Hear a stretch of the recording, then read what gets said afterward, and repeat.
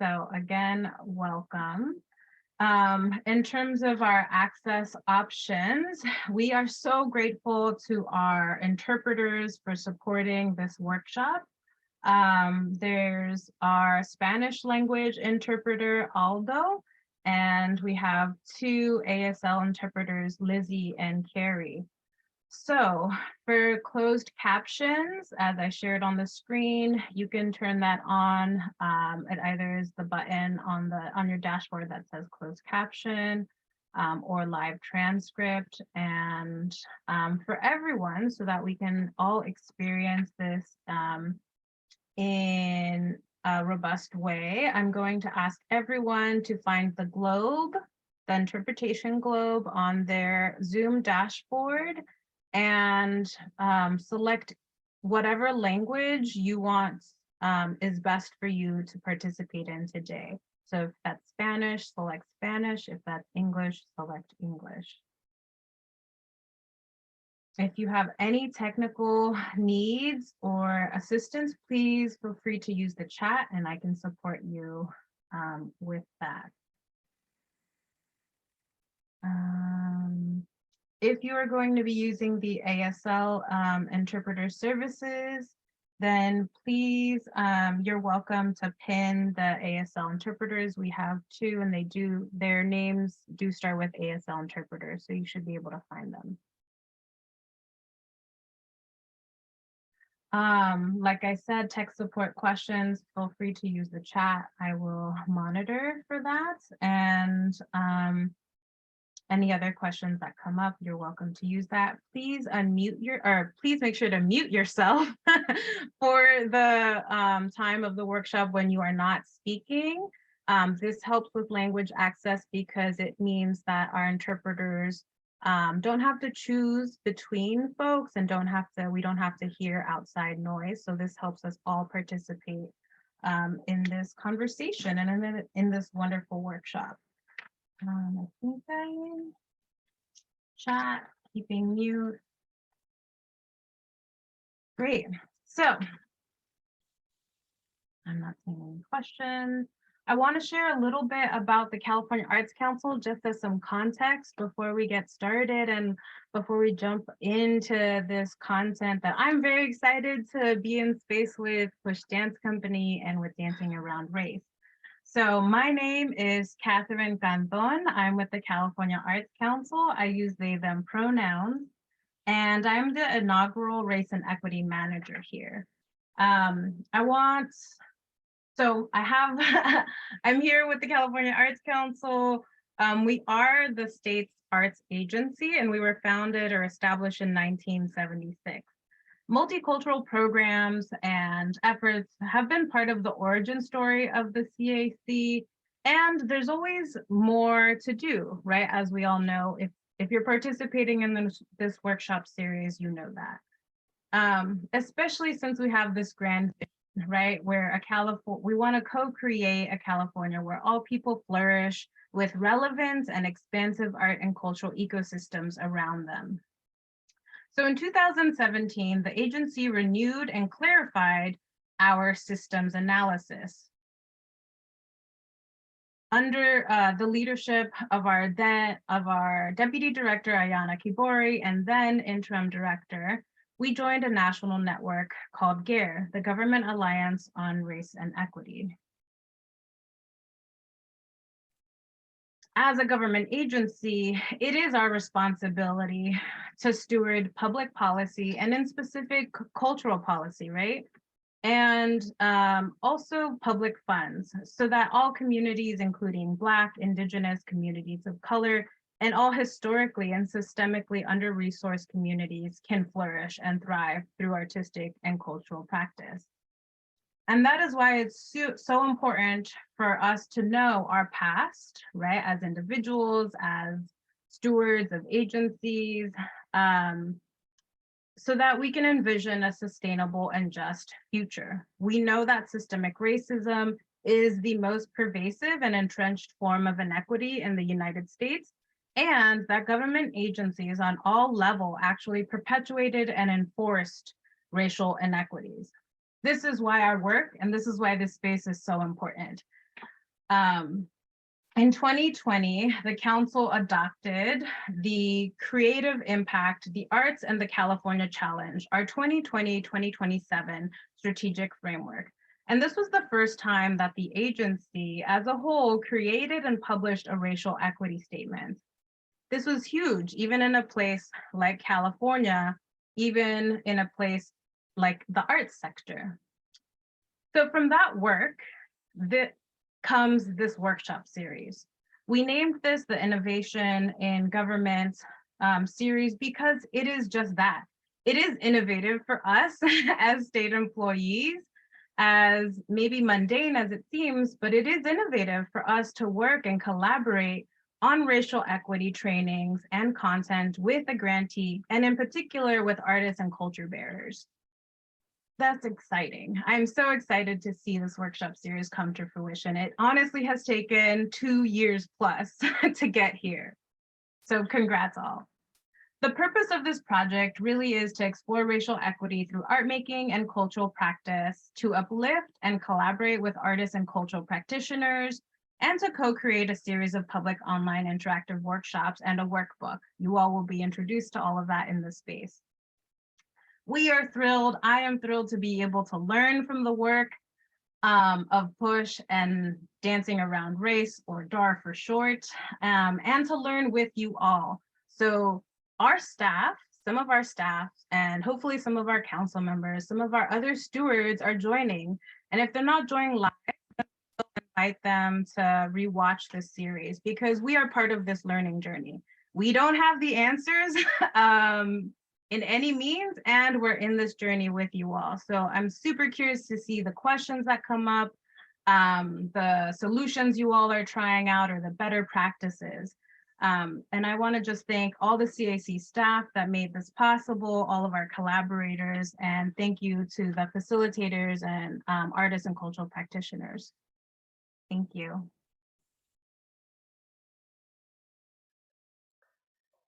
Thank you so much, Catherine.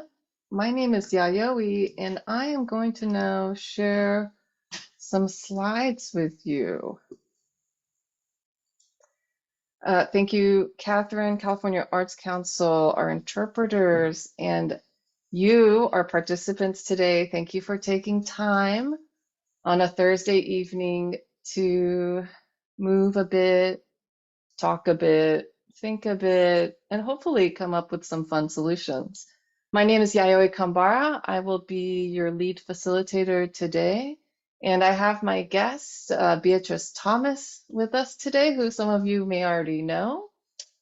I also would like to introduce our support team, who will be creating a safe space for everybody. Bhumi Patel, Reza Simpson, David Herrera, and Gerald Cassell. I'm going to stop screen sharing right now so we can see each other. Yes, and you're going to have to forgive me. I usually only teach dance classes on Zoom. Okay, and here we are. We're back. Beatrice, would you like to go first?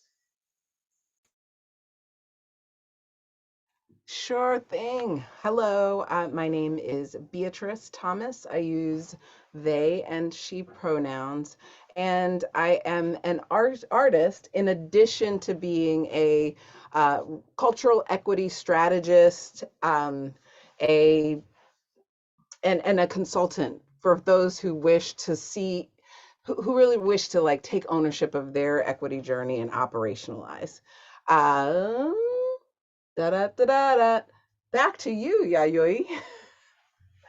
Thank you. I'd like to invite Dancing Around Race to introduce themselves. Bhumi, would you like to go first? Hi, this is Bhumi speaking. My name is Bhumi. I use she, they pronouns. I'm one of the members of Dancing Around Race and happy to be here to support. I'll pass to Reza. Thank you, Bhumi. Hi, everyone. Welcome. And I'm Reza Simpson. I use she, her pronouns. And I, too, am very excited for this journey on some critical self-reflection. And I will pass to Gerald. Hi, everybody. I'm Gerald Cassell. I use he, they, and sha pronouns. and I'm zooming in from the land of the Lenape in New Jersey. And over to you, David. Good evening, everyone. Buenas noches. My name is David Herrera, or David Herrera in Spanish, and I am very excited to be here and sharing space with all of you this evening. I am coming to you from Ramaytush Ohlone territory, very specifically Yelamu, also known as San Francisco. I look forward to this conversation, and I'll pass it back to Yayoi. Thank you. My name is Yayoi Kambara. I use she, her pronouns. My arts practice is dance. I am a choreographer and a dancer. And we're going to get ready for some more fun. I'm going to share my screen again. Here we go. This is today's agenda. We've already done the California Arts Council introductions and the access options. We've introduced ourselves, and if you need, I think everyone can see the workbook. It's dropped into the chat. Can everyone check that out? Give me a thumbs up if you can see. Wonderful. I see a couple thumbs up. Thank you so much. Thank you so much. Next, we are going to go through a guided meditation, our land acknowledgements, what we call it dancing around race, not up for debate. We will do a group movement exercise before we go into the bulk of our today's learning, which is looking back to move forward. We'll take a little break, and then we'll have a little fireside chat and close it out. Today's learning outcomes, we are hoping that 1, we discovered embodied practices incorporated into anti-racism by allowing our bodies and minds to act as willing participants. Centering the voices from the global majority as the source of wisdom and liberatory transformation. And 3, to recognize and identify inclusive frameworks for better understanding how to dismantle oppressive power structures.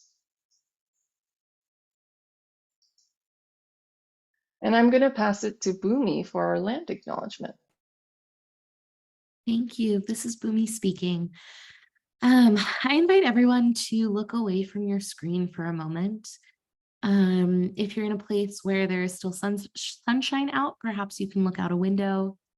If there is something living in the room that you're in, like a plant, perhaps you can look there. Or you can close your eyes. All of those work. Take a nice deep breath, in through the nose, out through the mouth.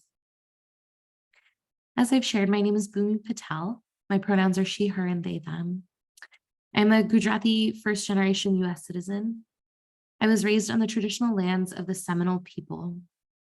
I am the daughter of Mala and the granddaughter of Malti and Lalita-ben. We begin this gathering by acknowledging our ancestors and the indigenous people of this land. We pay homage to the indigenous people of this land from whom, without their too numerous to name sacrifices, we wouldn't even be here. In the case of where I am right now, I want to honor and recognize the Shawnee, Potawatomi, Delaware, Miami, Peoria, Seneca, Wyandot, Ojibwe, and Cherokee peoples. Land that we colonially call Columbus, Ohio. Contrary to popular belief and the romanticized version of the history of this country, we are literally standing on and occupy stolen land whose resources we pull from every day.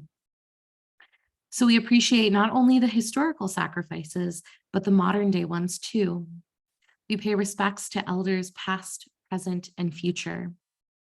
Ohlone activist Canyon Sayers Roods reminds us there have always been indigenous peoples in the spaces we call home, and there always will be.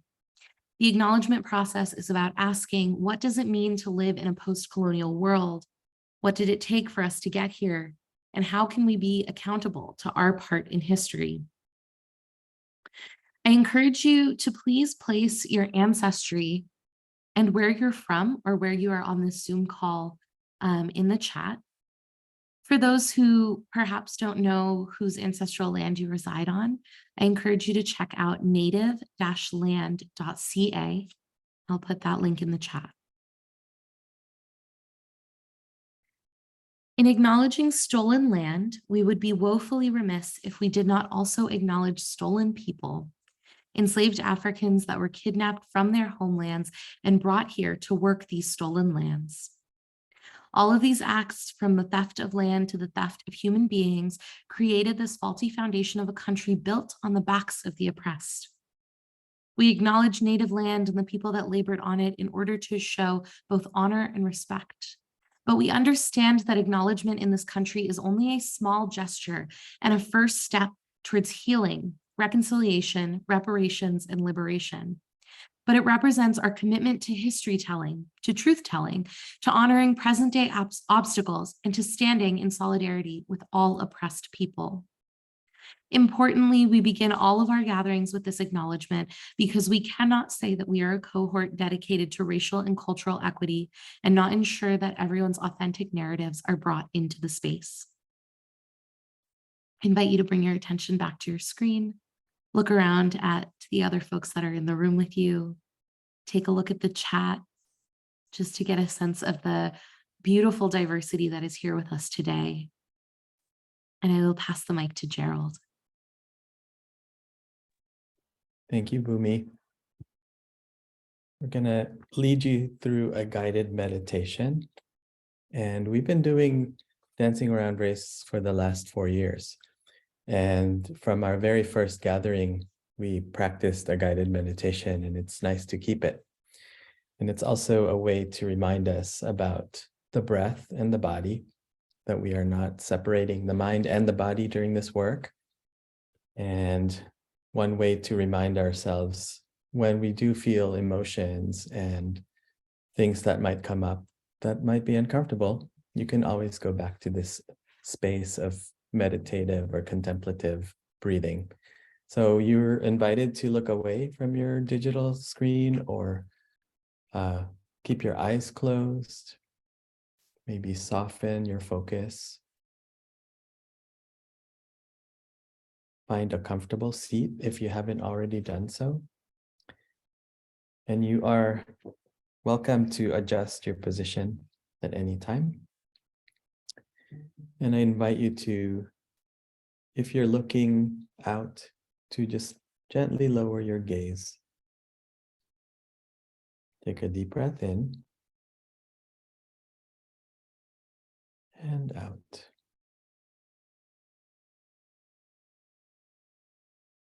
And deep breath in and out. Just keep that going.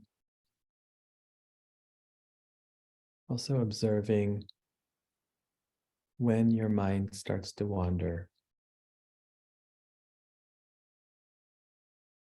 When it does, just gently and with precision, bring it back to your breath.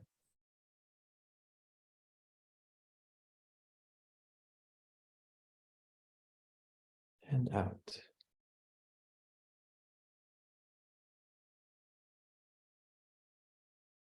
In and out. Maybe unclench muscles that you don't need. Feel the soles of your feet.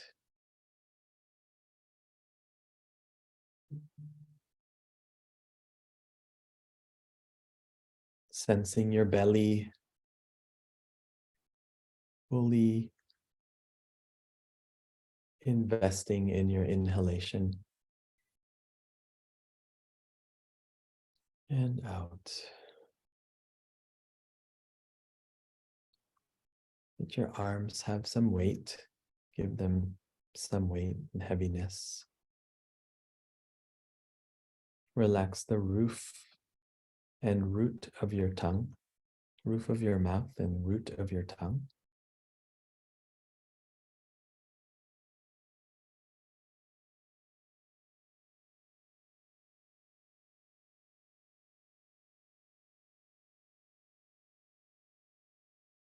Uncrinkle your forehead.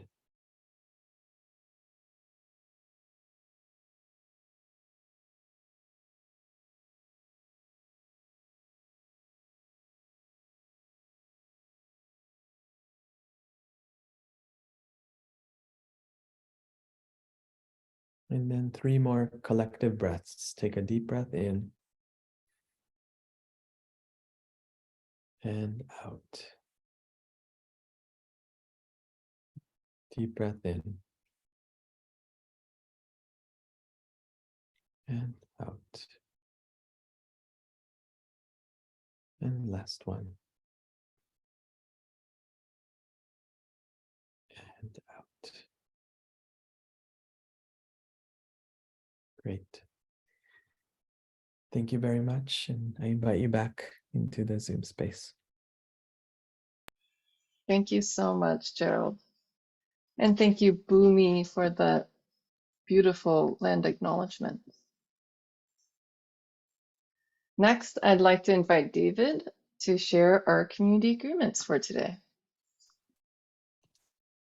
Good evening again, everyone. I also wanted to just give a quick description of myself. I am a Latino man, light-skinned, dark features, wearing a blue checkered shirt, sitting in front of 2 black curtains behind me and a poster of a matador in the back.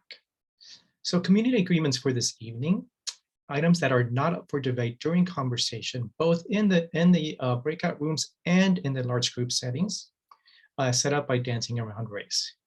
We invite folks to be exquisitely present in their bodies and mind. This includes coming ready to challenge oneself and the institutions they're associated with to move towards systemic change and equity for all. In this invitation, we want to share some basic assumptions that the workshop content would build up from. We have included a resource page for further information on these topics. Additionally, each workshop will include a set of follow-up resources. Next slide, please.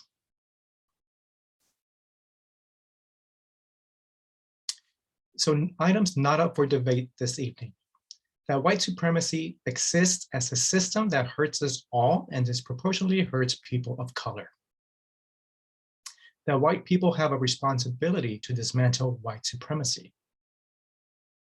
That racism and colonialism are linked, and so racial justice and decolonization are also linked.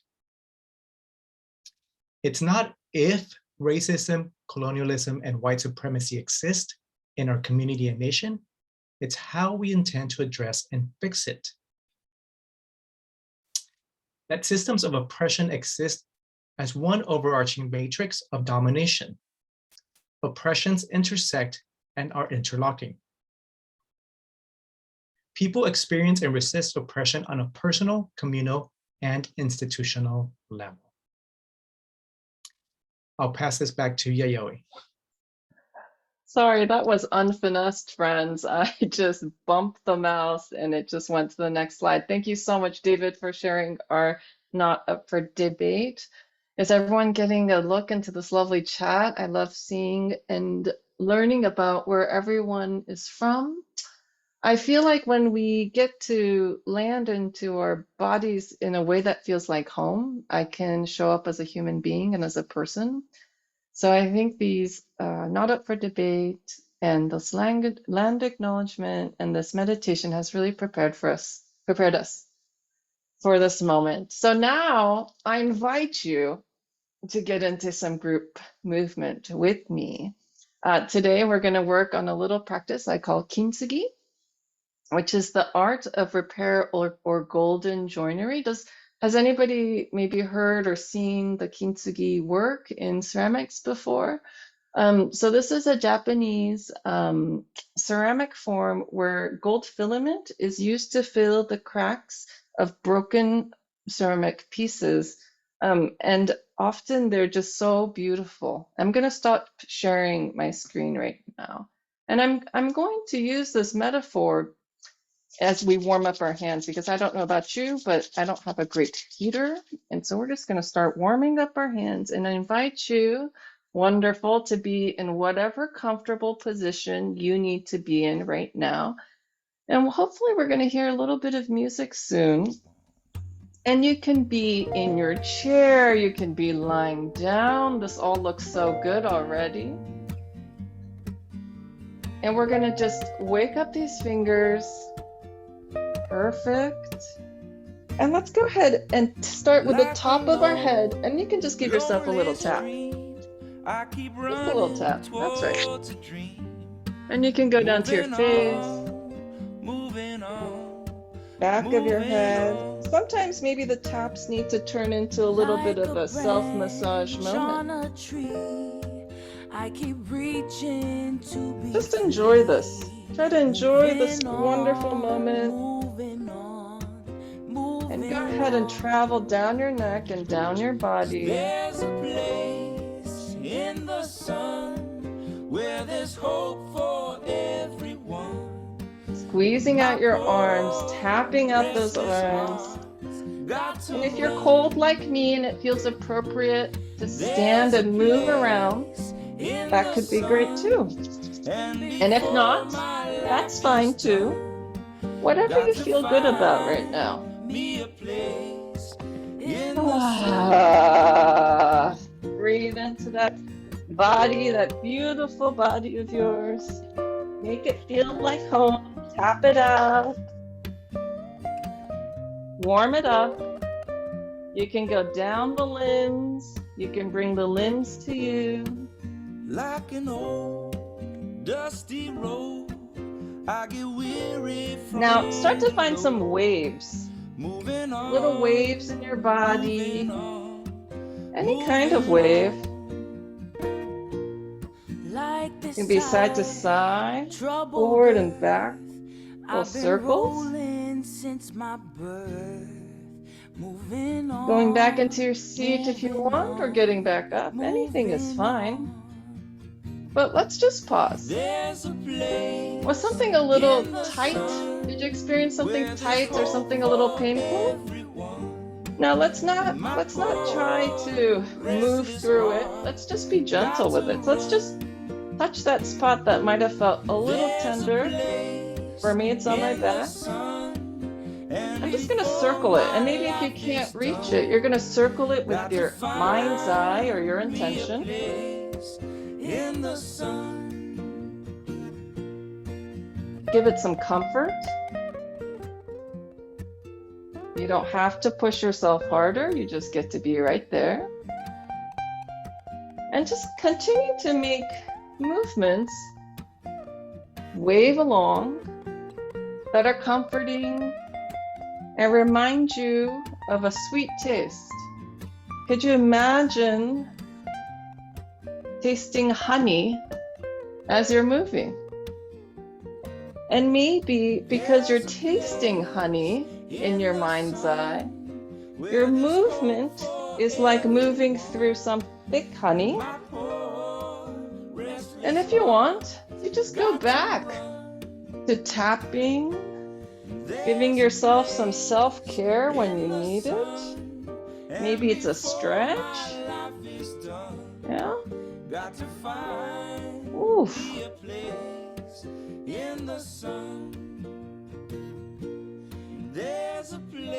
We just have a little more time here to make these stretchy, delicious movements to come back home inside of our bodies. In the sun, got to find me a place in the sun. Thank you so much for joining me in that little movement moment. Okay. Now, I'd like us to consider something.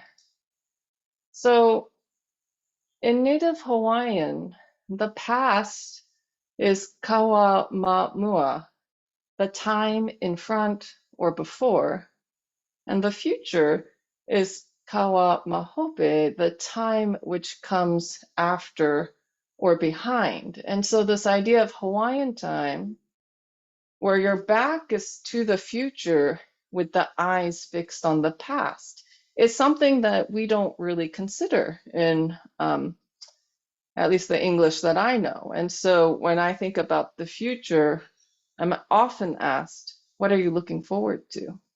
And I just wonder sometimes, what if I'm actually looking into the past and it's so clear that I can make new choices behind me, which is the future.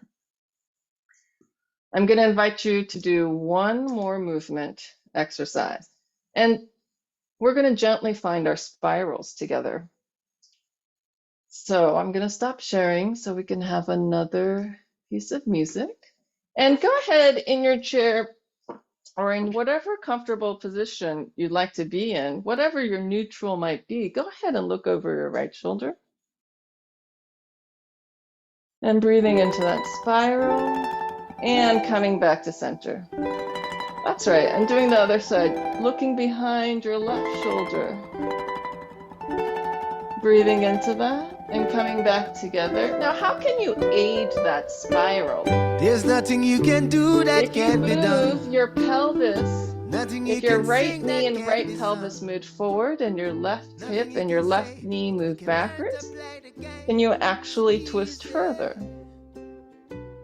So the whole spine is being involved. Now, if your range of motion is challenged, you can put your hands on your knees and using your knees, guiding that left knee forward, right hip back to twist over your right shoulder.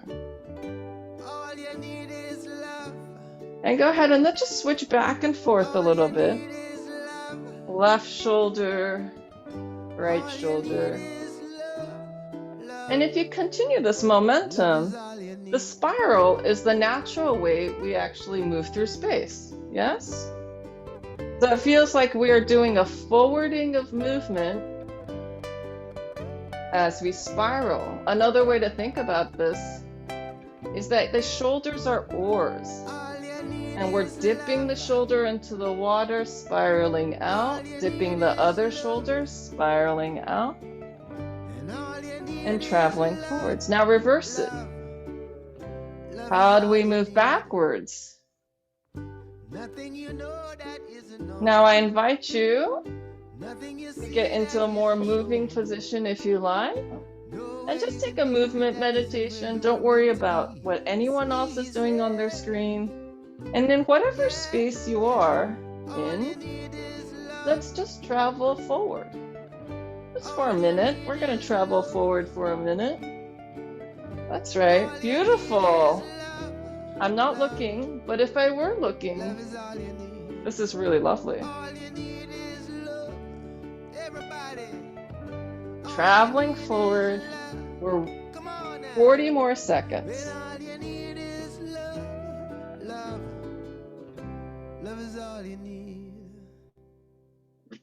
Beautiful. Thank you so much for that moment. I am going to share my screen again. Thank you for your patience. Okay, fantastic. So, talking about race and racism can be tough. Talking about race can be tough, even with the most well-intentioned and curated groups. We often get a myopic view when we discuss racism, as there are feelings involved. So sometimes I can't even name the feelings, I just know that I have sensations. But I have anxiety and fear and guilt associated with the complex matrix of my proximity to white power as a Japanese American female. And also the whiteness I have ingested kind of settle in this way that it's just very complex matrix. And we all breathe in this culture of white heteropatriarchy, even though we fight it. When I talk about the racism I've encountered, I feel insecure and sometimes angry, maybe often angry, especially if I'm the one having the feelings. I won't immediately know if something was racist or if it was a macroaggression or a microaggression. But I know that I'm often kind of left with this feeling of anxiety or hurt. And sometimes that can also manifest in, in back pain or, gosh, my tense shoulders, or feeling like I need to be hunched at work because I want to protect myself, perhaps. So I want to say that this is complicated. And you might, so let me tell you a little bit about myself. I was born in Japan and I lived a life as a third culture kid. And now I'm a naturalized citizen in the US.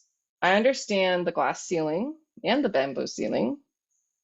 I am identified by others as being in the model minority, and I understand that it's been used to keep me quiet and make me feel like I might have some upward movement kind of traction in this country while it pits me against other communities of color. So unless we have a conversation, you probably can't unpack all those things about me by just seeing me and seeing my face. So talking about racial equity now can be hopefully a little easier, especially if everyone in the room can speak about their positionality and how they're oppressed by white heteropatriarchy. Also, I find Dancing Around Race is Not Up for Debate is a really great way to be grounded in a view that orients us all towards racial equity. So I'm currently in a graduate school program, and I was asked to work on an assignment and to create a manifesto of appropriated quotes. And I enjoyed this exercise because it really felt like a directive, like we use some quotes and use citations as an equity practice. And here's what I have currently. And I'm kind of curious to know what would happen if I incorporated these into the Not Up for Debate agreements. So these are: you can't lift people up by putting them down, by Travian Shorters. Many hands make light work, by John Haywood. We speak in drafts, Keisha Johnson. And I really like this one, we speak in drafts, because I feel like it really allows me to make mistakes when I'm speaking. And I think then that means I get to learn something. I also love this one, How Will You Be Useless to Capitalism Today, Bronte Velez. And of course, from the Nap Ministry, Rest is Resistance. Okay. So now we're going to go into a case study. Can everyone see this? An arts group is in need of artists and wants to hold an online and in-person auditions/interviews. There are a number of auditions and interviews spanning over 3 consecutive weekdays, which are to be held during normal business hours. Any interested party must take time off from work and pay a $50 application fee to attend the auditions and interviews. The leadership team of the arts group is white. Now we're going to go into our breakout rooms and discuss in our groups what was the original intent of this action. How could this action potentially affect a historically oppressed group? And what would be the impact of such a policy, action, or structure? So we're probably going into maybe like small groups of 4 to 5 people. And we are also going to come back and do a group share. So during the breakout, please identify. Oh, can we put the prompts in the, oh, sorry. Let me just read these quick. Can you put the case study description? Ah, yes. The case study description is also on page 7 of the workbook. Yes? And I believe in page 7, yes, page 7 of the workbook. Yeah. And so in that, I don't know if you can see, oh, you probably can't see my paper, but there's also intent, impact, and result. And there's a little chart, and you can, in your groups, do the observation notes with your group, right? So we're going to ask one person from each group to kind of share out in when we come back from our break room, from the breakout rooms. And we're going to discuss together. Please share your group's findings. What resonated with you? What were examples of short-term and long-term solutions? And what will you put in your toolkit? So does that make sense, everybody? So the first one is share your group's findings. So you're going to talk about intent, impact, and the result. The second part of it is what can some short and long-term solutions be if you felt that this might disproportionately harm certain groups? And what would you use potentially in your work as a person? What would you put in your toolkit? What is a skill that might be helpful? Is everyone ready? How do you feel? Yes? Everyone feeling good? Everyone ready for a breakout room session? Okay. I think Zoom magic is going to happen. I'm going to stop sharing. Zoom magic will happen. So everyone, if Welcome back, everybody. I'm just going to share my screen one more time. There are some folks still coming back. Oh, perfect. In about 30 seconds or so. Okay. I'm going to move this over here so I can see better.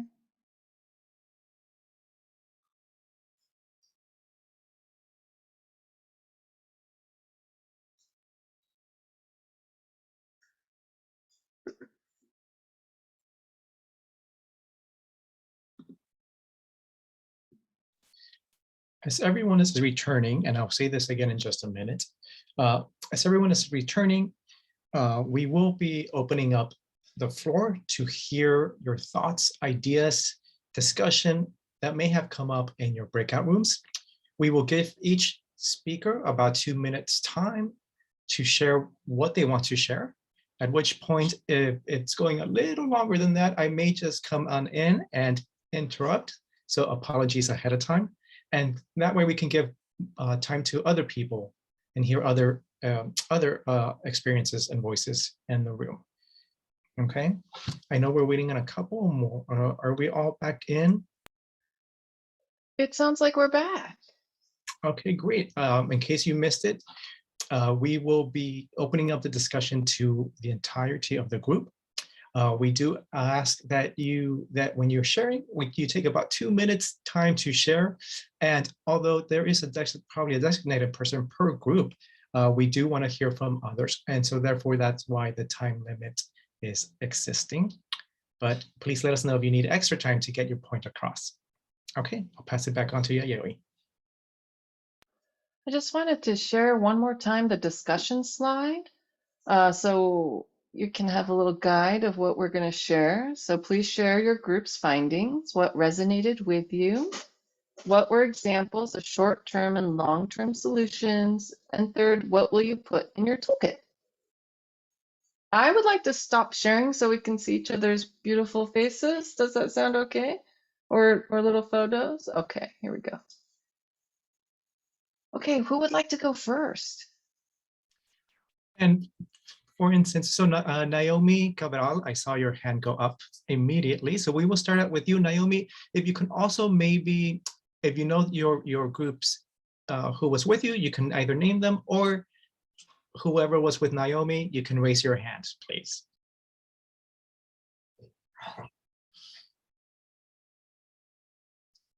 Thank you all for letting us know.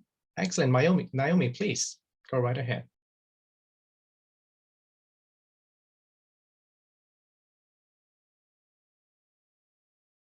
I think you're muted, Naomi. Sorry about that.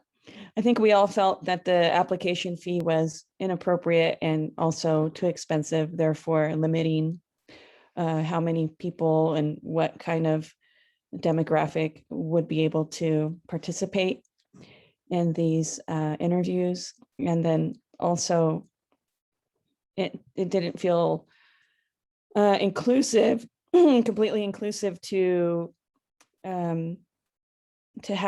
not really as an art group, as it was advertised, it didn't feel inclusive to actually artwork. It felt more superficial, where people had to show up or be seen first before they could even express their art. And then, of course, being a white leadership in that art group, excuse me, it didn't represent diversity, where diverse participants would even want to be part of it once they would see that. So that would limit who would even be willing to be part of it. And we felt, and a few different examples that we gave would be to, kind of communicate, if we possibly could, to that whoever was holding that art group, and seeing if they had any kind of diverse panel in place, or if they would be interested in having something like that before conducting their interviews, and just learning more about the diversity that they intended to have, and if they were interested in having it. So some communication with the group was thought of. As far as ourselves, of course, we all felt we would do things a little bit differently in our own art groups, our own kind of interviews. So, yeah. Do you have Naomi. any strategies that you wanted to share that your group had offered or anything? Let's see. I don't know. And Nikki or Mizan, did you guys? Can you speak on any strategies that we pointed out? Well, I mean, I guess we had some short-term fixes, like offering times on the weekend, evenings. Somebody in the group had mentioned, if they needed the $50 application fee for a purpose, that there could be an option to, for it to be waived for those who couldn't come up with the $50. As far as the leadership being all white, obviously long-term, hopefully less long-term, would be to change that, make the leadership more diverse. But in exchange for that, if it had to be done quickly, coming up with a panel of diverse artists, that would be more beneficial for anybody actually applying for it, because as a member in our group said, seeing art is very, very personal, and being seen through different lenses, an all-white panel might not understand or appreciate or get their feelings hurt based on what their art was. And so it wouldn't be necessarily appreciated that way. So I thought that was really interesting, very eye-opening for me. And yeah, dates, times, maybe submitting a portfolio was an option instead of in person or on Zoom, because internet could be difficult. I think that was pretty much it. Anybody else? Thank you, Nikki. Can we hear from another group? Kieran, I see your hand going up. And if those who were in Kieran's groups can please raise their hand. Hi, everyone. So we discussed the intent of this potentially being to initially limit or filter the number of applicants, while also trying to get the applicants to express some level of commitment with this fee. Of course, this decision creates a huge kind of inherent class bias. The fact that this decision is led by a white person was just sort of enforces that bias. So we talked about, we were trying to strategize ways to still be able to filter candidates or screen candidates while avoiding that space for bias. We talked about staffing, increasing staffing if you need to meet those interview needs, meet those incoming candidates. We talked about as well offering interviews on the weekends and evenings. They're already doing in-person and remote, so it seems like they should hopefully have the capacity to continue doing that past 5 p.m. We talked about also using experience as opposed to money to filter your candidates. Have a minimum year of experience in order to even submit an application, things like that. We talked about it maybe requiring a little bit more work and time on the organization's part, but that being worth it. We discussed maybe lowering the fee, something nominal like $5, but that still felt sort of maybe inappropriate, especially for this position. Diversifying the leadership as well was brought up. That seemed like the first and most obvious problem. And yeah, those were the potential solutions we discussed. Thank you, Karen. We appreciate all that. That's fantastic. Next, and please forgive me if I mispronounce your name, Assisi. That's correct. Thank you. My Oh, group. and who was with Assisi? Yeah. Raise your hand if you were in Azizi's group. And my group members, feel free to interrupt me or tag on. We addressed intent, impact, and result. And so for intent, we looked at sort of both sides of the coin. You know, the organization might think that the constraints that they're putting on are making sure that the organization gets serious people to apply. You know, that's why they're doing these constraints. So on face value, you know, they need artists and they want to make sure they get serious people. But also from experience within our group, it could be that they just want money. And they're demanding an application fee from artists. They don't share the details about the opportunity. There's a dearth of information about what folks are going to be doing.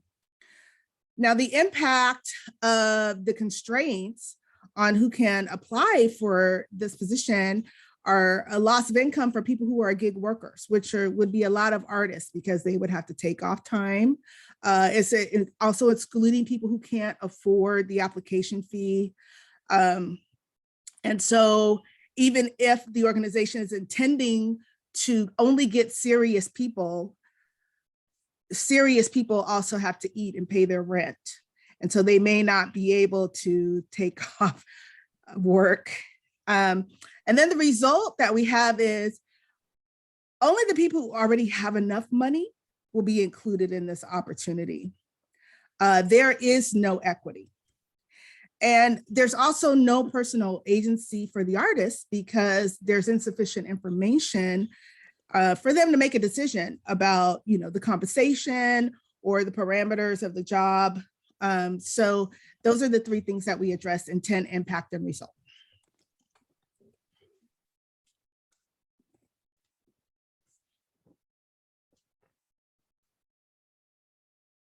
David, you're on mute. But Oh, yes, I think you sorry. hit all the main I was- points there. Thank you. Yes, I was saying thank you so much, Azizi. That was really thorough and quite clear. So thank you into your group. Magnolia? Yes, hi everyone. So folks in my group was Meg, Lorelei, Michelle, and I'm not sure who the last person was, I'm sorry. They can raise their hand. So we primarily addressed the questions that were in the chat as opposed to the discussion questions on the slide.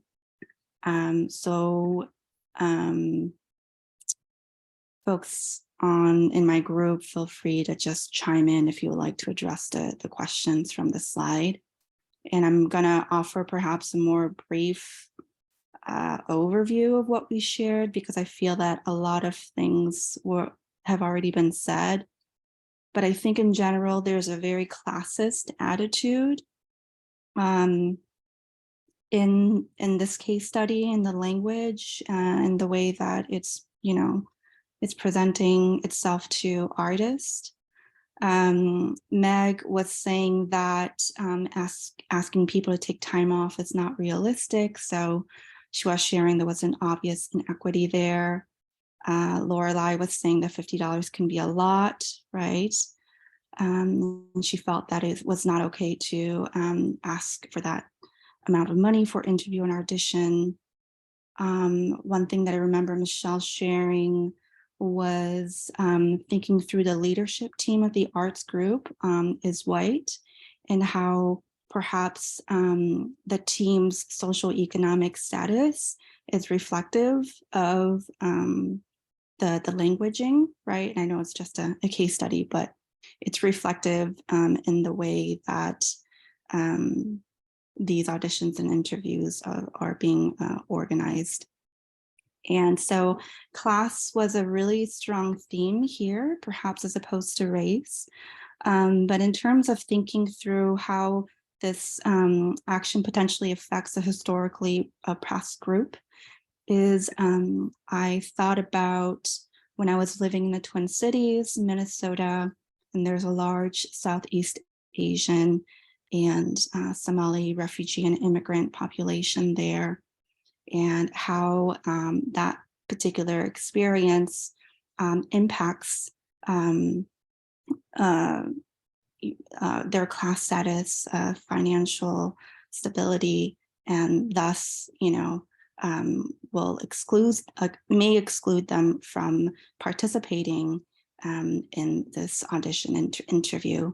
And so along those lines, perhaps a strategy, or I'm proposing a strategy, is really researching the who of the city, the area, the artists in that area. And then some other strategies I think Meg shared just with me in the chat is differing times, scholarships for those who need it, outreach by different communities for different communities, professional development and racial equity, and implicit bias for the host organization. Wonderful. Wow. Oh, I am getting a lot of information here. I hope everybody else is as well. I do believe there is one other group, and okay, great, Beverly. And Beverly, you're on mute. I think I just unmuted myself. Hello, everyone. I can't remember the names of the people in my group, so if everybody can just shout it out now. Anyway, we actually started our discussion because I worked at Disney, and this reminded me very much of a situation in which Disney wanted to decided they were going to put on-site daycare at the studio, and they couldn't believe it when it filled up in like minutes. And for one person in our group felt that the call for artists really represented a position of immense privilege and a lack of understanding or empathy of how other people live their lives. We also had a concern about the price, partly because they weren't transparent in really what the cost was going for. It seemed kind of random, and that didn't make sense to us. So really quickly, going into some of the things that we thought could happen is, one, obviously they should, if they truly want to be able to offer this to a more diverse group, they need to think about timing that could either be in the evenings and or on the weekends. We also talked about the possibility that they could do something in which information, let's say for an interview, could be presented so that people could videotape their responses or videotape information. I don't know if it's an audition, the type of audition that they're thinking about, but they could be presented in a different way.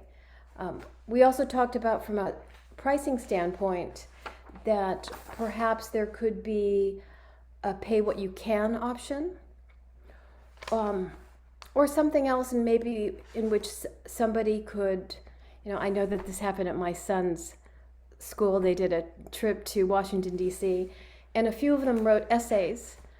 And then the people who received essays received, you know, full scholarships, half scholarships, or something to reduce the burden of what was being charged.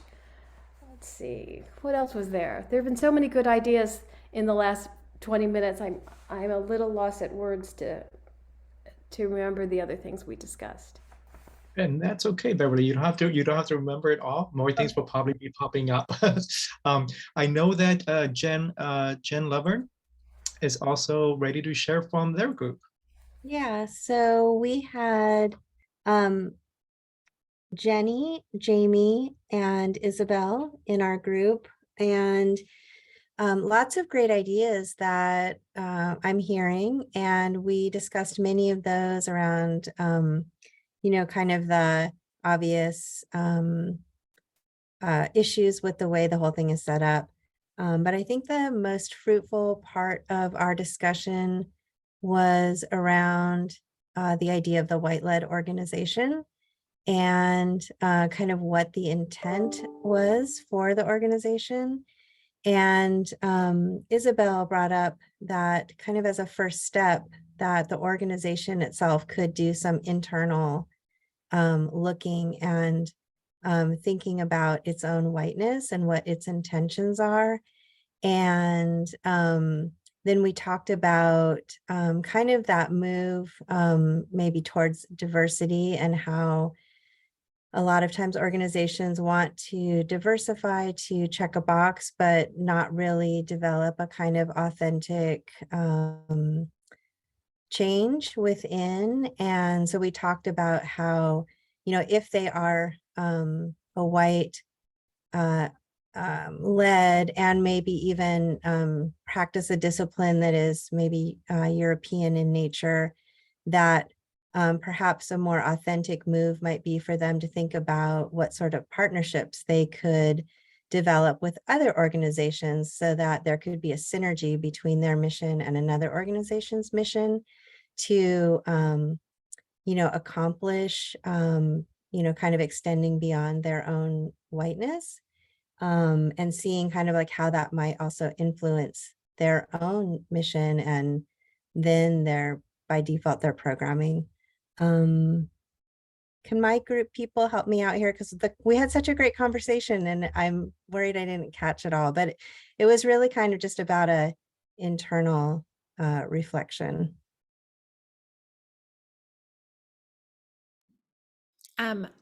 This is Jamie or J. Ross, and I just wanted to jump in because it has not been said, but I think in white settings, we often invite people in for entertainment, like people of color for entertainment, but we forget to invite them in other avenues.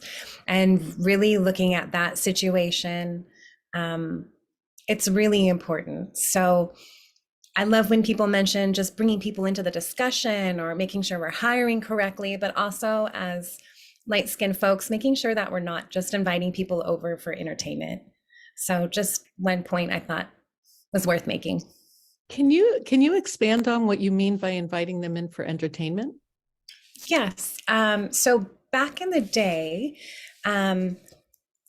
Blacks and slaves were not allowed in any spaces except for entertainment. If they were entertaining the white people, then it was okay for them to be in that environment. And please correct me if I'm wrong, because I'm just going off of research. And now we've seemed to extend that into our present day, where we will invite individuals in to entertain, but not necessarily invite individuals into the discussion. So they're not on the board, but they can come entertain the board. And that doesn't always feel right. Does that make sense? Like power hoarding. Yeah.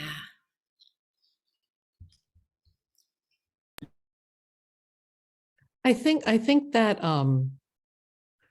we certainly see that in the industry of sports, in sports and in Hollywood, in entertainment, in the entertainment industry, in the sports industry, certainly. I think what's very promising is that is seems to be starting to change with people of color finding their agency and being producers as well as entertainers. But I hear now I understand what you're saying. Thank you. I've seen that kind of attitude carry over into just everyday work situations where, like in the nonprofit world, where the working team will show some diversity, but the board rarely will.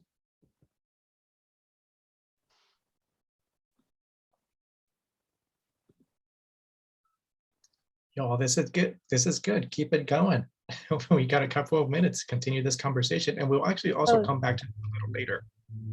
I just remembered we also talked about the opportunity for the organization perhaps to do resource sharing as a way to form more authentic partnerships with other organizations. So maybe it's even the opposite of that, asking for $50, but like, do they have $50 that they could be paying other people to come into their space?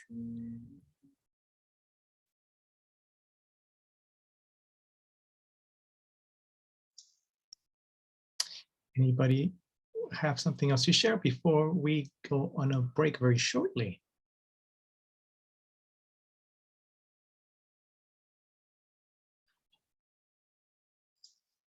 Okay, then. I hope everyone's reading this amazing chat.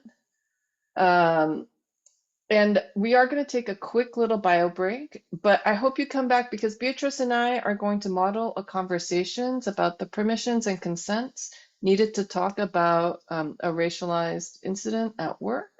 But let's take a little break, shake it out a little bit, dance around, and we'll see you at 7:35. So does that sound good? Okay, here we go. Music is getting me going.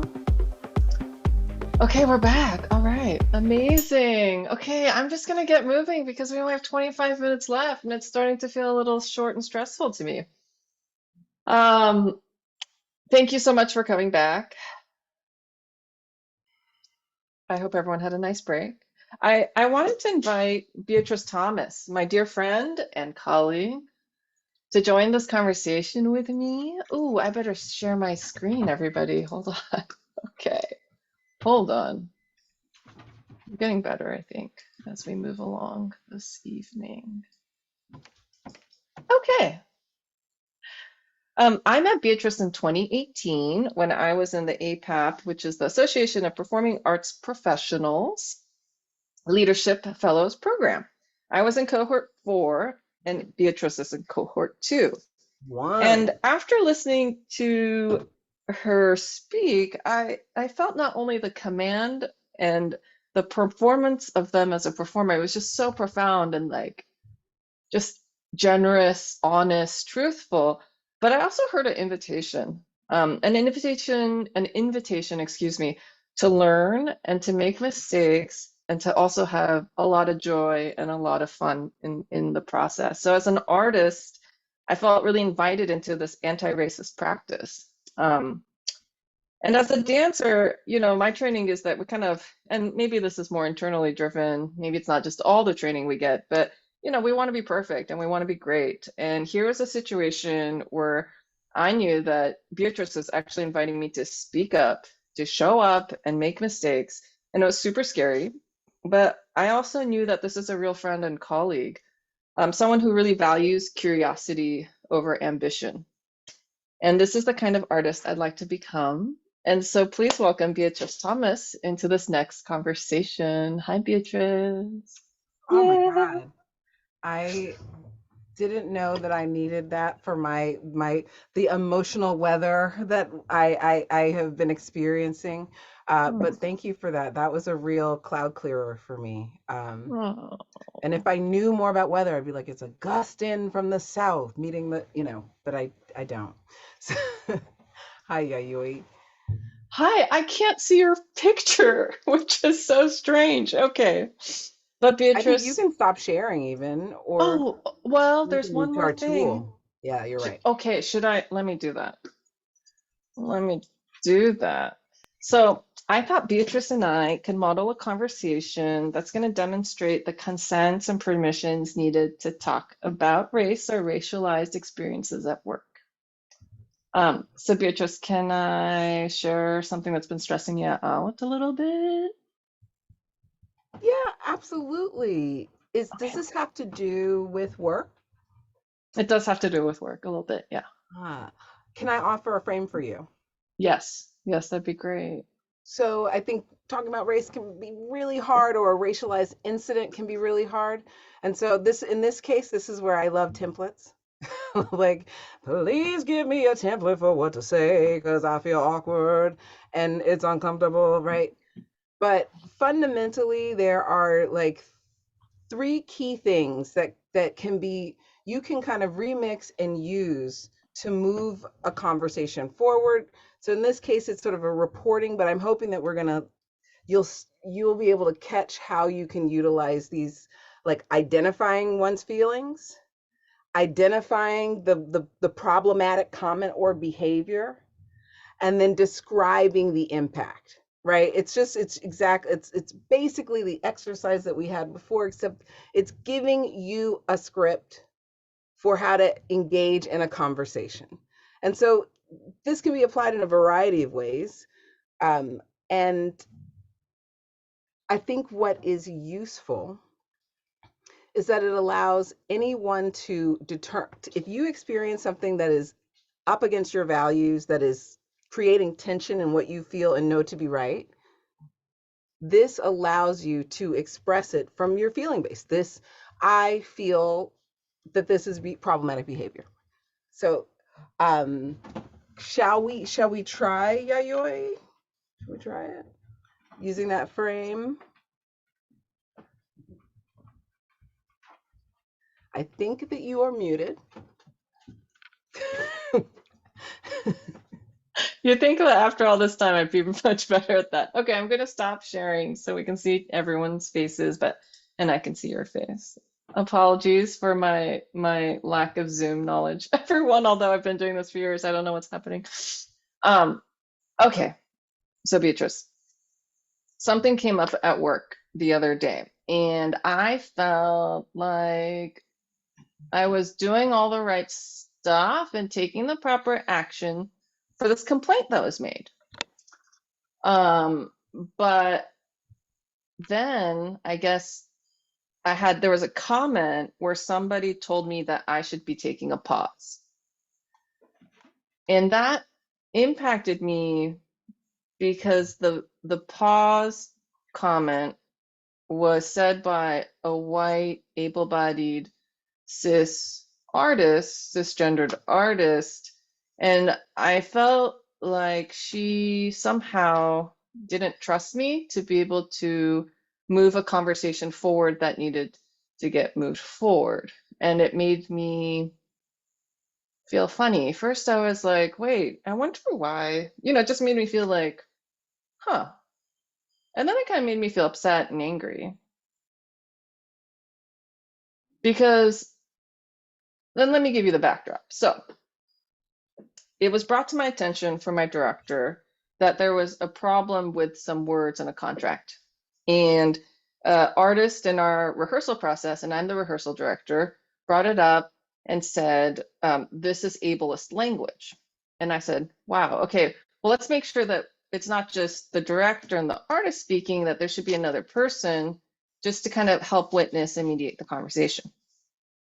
And then I looked at the contract and asked my colleagues in the disability justice field, because I've worked at the intersection of disability and dance before, to see if the language was truly ableist and how better we can language it. And then in the process of this artist, this white, cis, able lady said, you need to pause and not do that because you might actually inflict harm.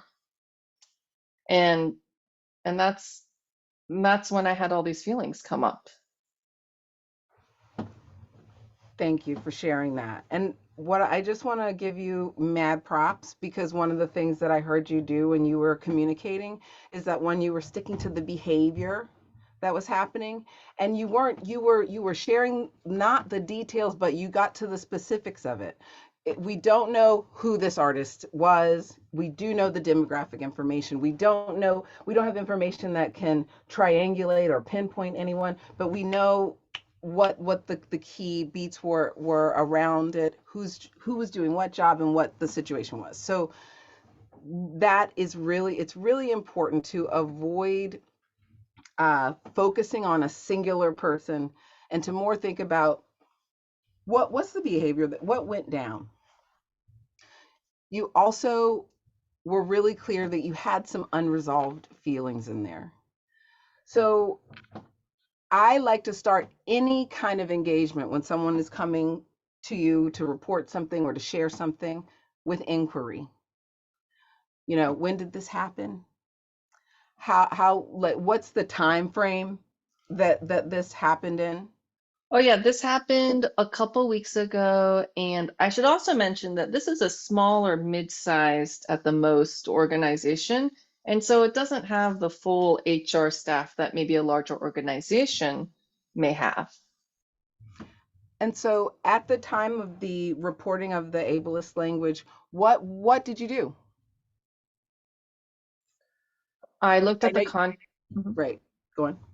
Oh, I looked at the contract and I started thinking about impact and intention, because I don't believe this organization had the intention of using ableist language. But then I also looked at, well, okay, how can this get worded better? And actually I was able to find some solutions, which was kind of fun. So what I'm hearing, right? I'm hearing that this thing happened. Ableist language was reported. You were brought in to remedy the situation, investigate and remedy. But I'm actually hearing another incident that happened right just adjacent to that, which is that an artist not in the employ of the organization, a white artist not in the employ of the organization, cautioned you around doing your job using language that made you feel that you were being undermined or micromanaged. Yes. And that it was outside the bounds of the relationship, right? Yeah, I mean, I guess I wouldn't go to someone that was maybe it was in my leadership team, like, or one of my team leaders, yeah, to tell them how to do their job. That felt strange to me. So I think there are the two issues is, one, we had a great system. An artist stepped up, like brought to your attention ableist language. You were then able to take action and create a new edits to the contract.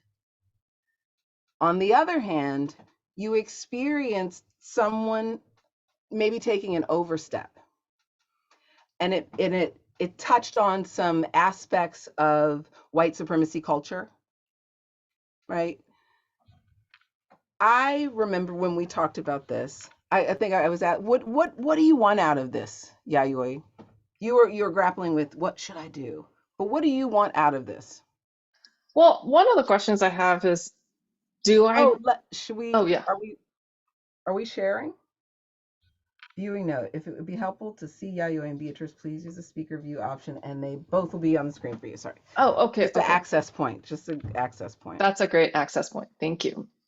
What do I want out of this? Well, I don't really want this to ever happen again. So I feel like I'm left with two choices. Like, do I bring this up at work and say, you know, I'm not entirely sure you saw your power and privilege when you made this comment that I should pause.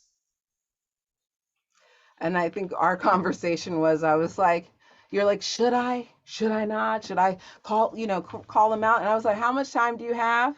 How much energy do you have for it? Right? Is this what you want to spend your time on? And so you were like, not really. And so that allowed us to come back to operationalizing. How do we operationalize so that this doesn't happen again?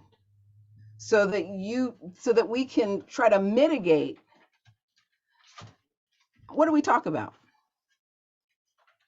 Well, I think we talked about strategies like what is the site for reporting, and how can we say, I think I need to say, okay, give me 2 weeks and I'll let you know let me do my research, let me do my work, and I'll get back to you in 2 weeks.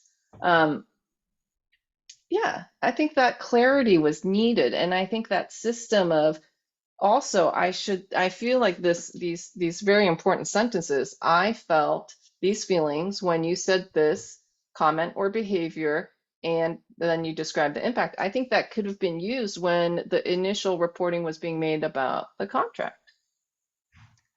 Absolutely. Absolutely. I think that the language itself just gives you a frame to identify the key pieces of any kind of comment, and the impact that it has on you is critical. And addressing the impacts doesn't necessarily look like you having to confront someone, right, and take your time and your energy and your peace to do this labor, but instead filtering that back to the organization to say, okay, what kind of policies can we put into place where I know exactly what to tell someone, and I can also, there is a key follow-up point. So no one ever feels like I don't have it under control or I don't know what I'm doing. But it's the conversation, being able to get the information out first and then invite the collective putting your heads together around impacts and then ultimately solutions.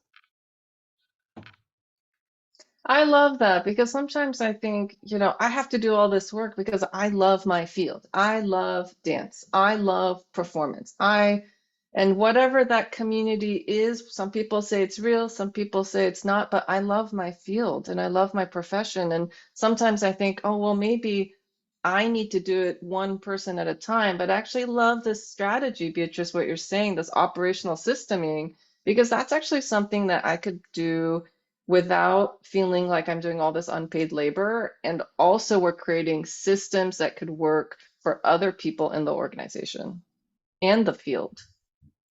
I always come back to examining our systems, because institutions are supposed to hold the people aren't supposed to hold the institution. So if we can create, look, injustice, racism, and all kinds of other isms were written into our Constitution, honey, we can write them out. And it can start right in our own arts organizations. And everything doesn't have to be a battle. Sometimes that little tension can get flipped around so that you can create actually a more equitable system, right? I don't know if we have any time left. I'm looking at David. No, then I will not share more about. Well, that's so helpful, Beatrice. I'd like to invite folks to share their aha moments from this conversation, and maybe something else that's resonating for them. I see Allison's hand up. Allison, please.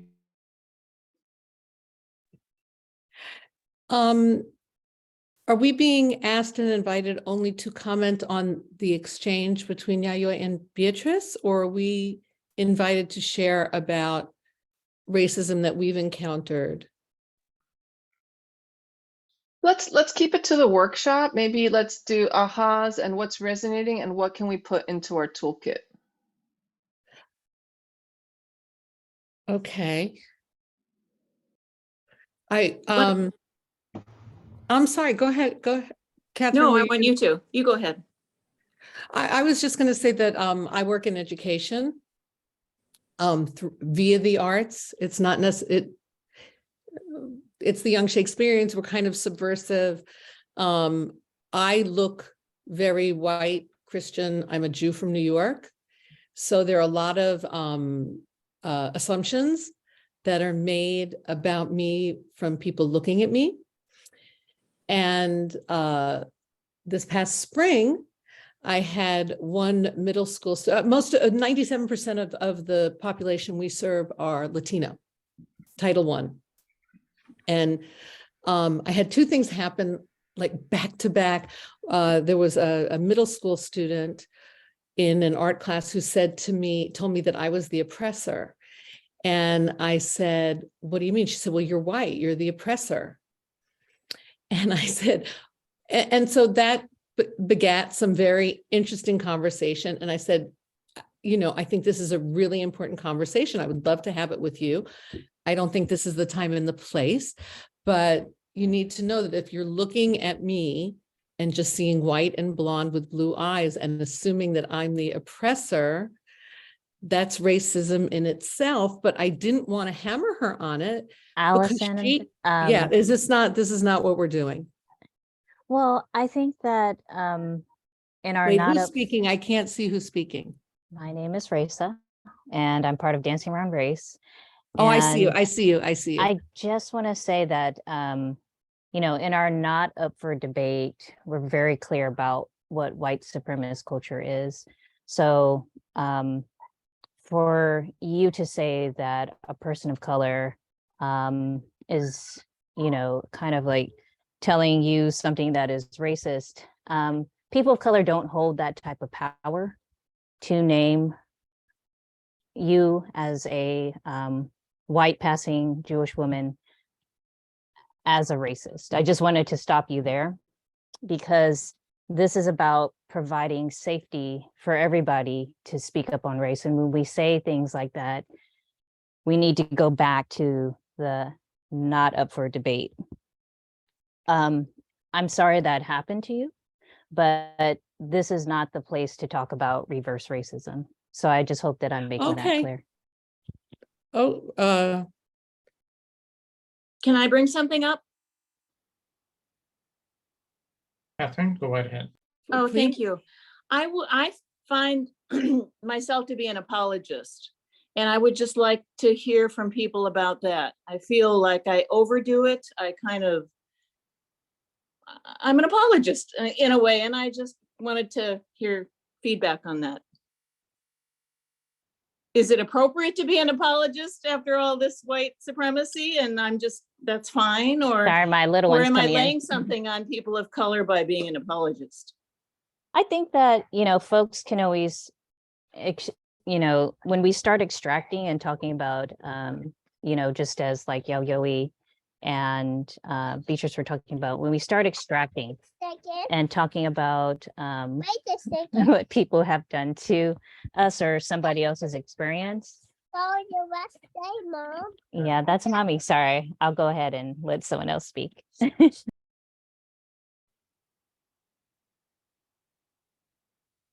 Maybe. I was just going to say something that I think about when I think about frameworks of apology is that there's like nothing inherently wrong with apology, but there is like an additional step to it, which is changed action. And so like there's nothing wrong with the like wanting to be sorry for a thing that is terrible. But what actually matters is what happens after that moment and whether that like bad feeling of apology transitions into action that like dismantles, you know, white supremacy, that dismantles patriarchy, that dismantles all of these structures of power that are causing harm. So like your question of is it bad? Not necessarily, but like what is truly telling, I think, of one's character is what comes after it, what action follows. Thank you. Can I ask another question, or can I ask a question? Yes, go right ahead. Reza, if I'm stepping into the wrong thing again, I'm assuming somebody will tell me, although it sounds like Reza might have had to go do something. I really don't know how to respond when somebody says to me, or how would you recommend I respond when somebody says to me, oh, I know You just want to fix all the little brown kids.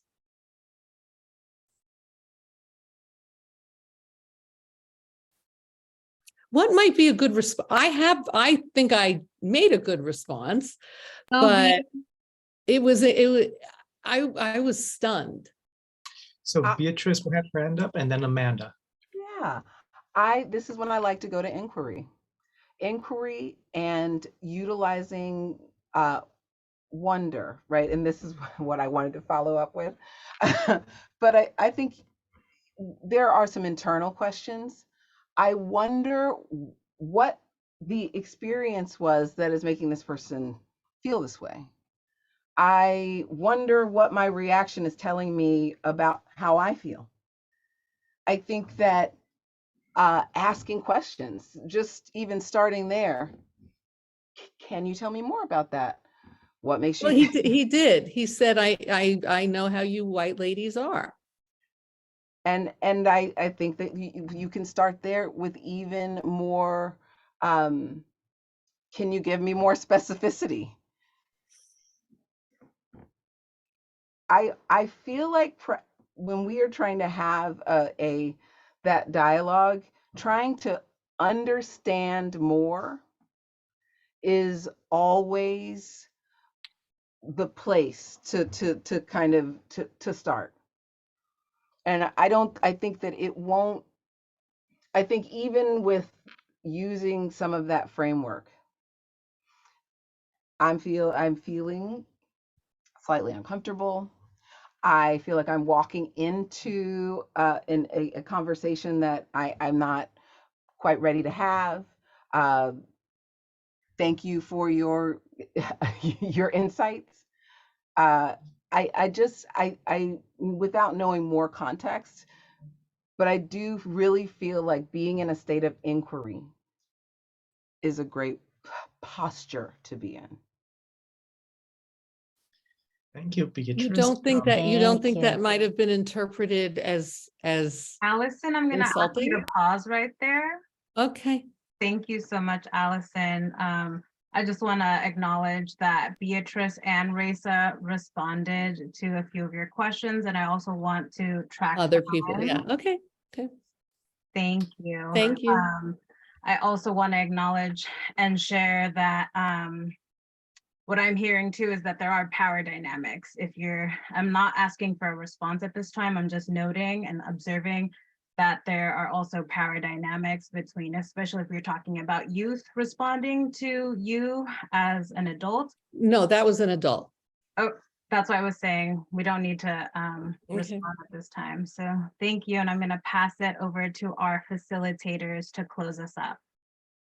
Thank you so much, everybody. Oh, and I know you can see my screen, but we can't see my slides. Okay, here we go. We did all this. I hope you'll join us for some more workshops that are coming up. Sunday, November 6th, this Sunday, 12 to 2 p.m. Pacific Standard Time, and also next Thursday, 6:30 to 8:30 p.m. So Sunday will be decentering whiteness in education, and next Thursday is on the economics of race, intention, impact, and consequences. I also hope that you'll take a look at the workbook. It has a lot of great information. There's a really fun word search and a glossary. There's also some recommended readings. And if you have any questions, please reach out to us at dancingaroundrace@gmail.com. Thank you so much to Catherine and California Arts Council for having us. Thank you, thank you, thank you. Thank you, facilitators. Thank you, Dancing Around Race. And thank you, participants. And please have a very good night. Thank you, everyone.